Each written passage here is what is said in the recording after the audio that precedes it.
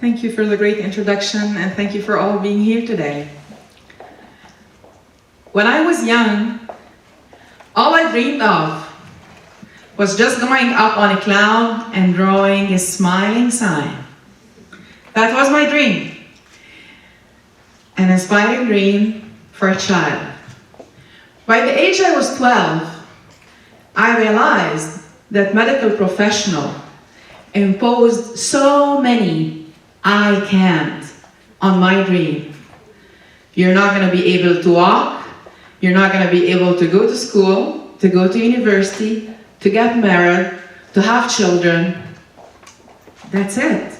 They even told my parents, if you can have another child, that would be a great idea. Wow.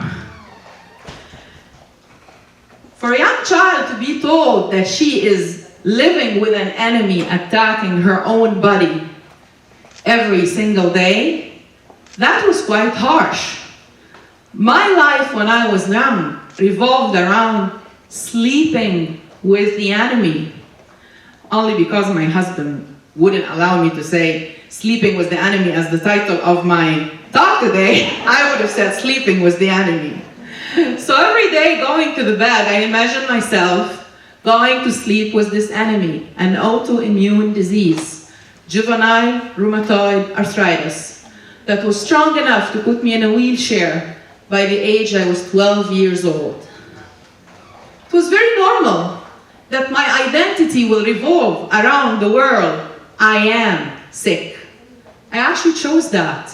Nobody told me to do this. But the way everybody around me from the medical team spoke to me as a child imposed to me those limitations, those barriers, those obstacles. But I was blessed with an amazing dad and an amazing mother. May their soul rest in peace, both of them. They taught me that my imagination and my visualization and my belief in myself is strong enough to take me anywhere I want. They taught me how to dream vibrant, colorful dreams, and how to take it on a day-to-day basis from a positive angle, positive actions, positive intentions. There's always going to be a positive result. It's an equation that never fails. And hence, I woke up every day in the morning with a fresh mindset that I can do it. I went to school in Egypt, where I grew up, the land of the pharaohs. I grew up in a Catholic school, where I was embraced with love. This is where I learned peace, peace to all religions, and peace toward my own self, my own body as well. And then I finished. Throughout all years of school, I was always involved in charity. And the main reason was that I learned the recipe that giving out will always bring good karma to my life. Giving out to people, touching their life and touching humanity, not only will inspire and bring a ripple effect, but that act of gratitude will change my own attitude toward the way I live my life. And it did. Went to university, finished bachelor, master's, appointed an assistant lecturer, and then it was the time to come to Canada to do my PhD studies at McGill University. And I think the first time I entered McGill University was all that prestigious power over there. I asked myself, whoa, that girl that was supposed to be on the wheelchair about 10, 12 years ago, she really made it so far. I realized that reframing my beliefs, working on my belief system itself, switching every negative thought that the medical system imposed on me into a more positive one, choosing carefully, what do I put after an I am statement? Do I choose I am sick, or do I choose I'm able? Do I choose I can do that, or do I choose I can keep on trying? I basically realized that you just fail when you only stop on trying. And I kept going. Within the first year at the university, I was ranked the third on the university and the first in the faculty of engineering. Within 6 months being there, and I was a new immigrant to this beautiful country, I got a job offer to work at Bombardier within 6 months. And I paused and I asked, wow, there are so many young girls in the shadow over there, encapsulated in these negative beliefs and perception that they put on themselves and who they are. Are they really who they think they are? And from that moment on, I decided that I want to come and talk, inspire young ones, children, give hope to them. If I succeeded to do it, they will definitely succeed to do it. I only wanted also to inspire parents, moms and dads for a bright future about their children. Reframing beliefs and changing my identity, it is something that changed my whole life. And then I moved from the beautiful city of Montreal to our beautiful Wild Rose, Calgary in Alberta. I joined a company where I worked as an engineer, which is something I was so passionate about. And I kept going in leadership until I realized that what I was doing was absolutely coaching and counseling for my team. And here came my inner voice, or in other words, my intuition, whispering to me that I've been sent here to touch humanity. There's so much that I can do using my story, my experience, my education, and my one-on-one interaction around the world. It's interesting that because of my disease as a child, I traveled the whole world looking for a cure.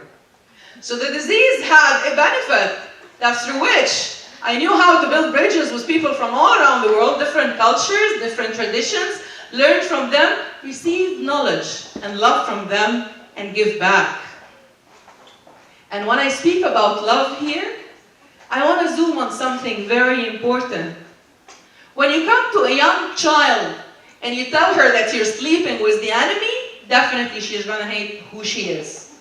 There's no way that she can love the enemy. It took me almost 20 years until before I leave Montreal and go to Calgary. I was sitting in a cafe chit-chatting with one of my professors at McGill.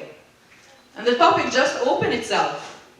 Talking about self-love, self-acceptance, talking about how you really can use this positivity to change those subconscious thoughts you have about yourself.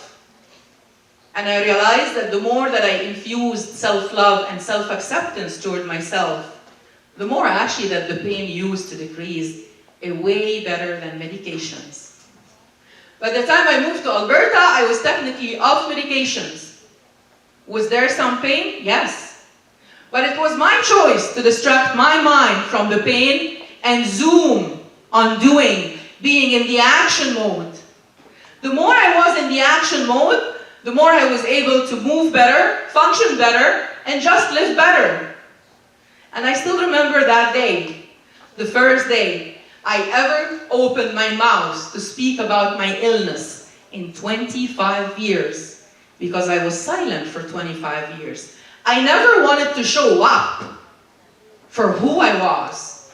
But that day, when I opened my mouth and I show up for who I am, it was actually for a charity event. And I casually talked to people and I said, yeah, my name is such and such and such, this is what I do. They asked, what challenge have you been in your life? And I said, I've been having juvenile rheumatoid arthritis when I was young. And I realized it was okay. Maybe I was the one who locked myself up in the fear of judgment of others. Maybe it was myself who chose to put all of this after the I am statement. And from that day on, I realized that this shift has created a different new identity for who I am. I'm a soul coming to live life purposely, to enjoy, to spread peace, love, care among humanity. And since that day on, I was living on purpose. A few months later, I met the love of my life, my sweetheart husband. It was a love story. 6 weeks, fell in love, got married. And then I realized that I'm up to another challenge, the challenge of conceiving a baby. Wasn't easy to go through in vitro fertilization for 3 years. Lots of disappointment, but lots of skills now. Lots of empowerment, lots of hope. We developed an equation to substitute anger and fear with joy and love. And after 3 years, we were blessed with a baby boy. So we had a miracle baby, a miracle way through we met. And at the end, I realized that the more that I showed up for my life, the more that I'm actually able to create, to conceive things in life. But when I'm not showing as who I am, I'm actually behind. I'm away in delay. And since that moment, I really came to the conclusion that achieving is believing. I believed in miracles. I succeeded to create them. I turned all the huge list of you can't, you can't, you can into I can, I can, I can. I gave a lot to community service. I became an active change of social change, standing up for women, helping them through free counseling, through free support for youth undergoing the same problems that I have been through and that I haven't been through as well. I shifted from engineering degree to psychology, counseling, and coaching and leadership degrees. And my life completely changed.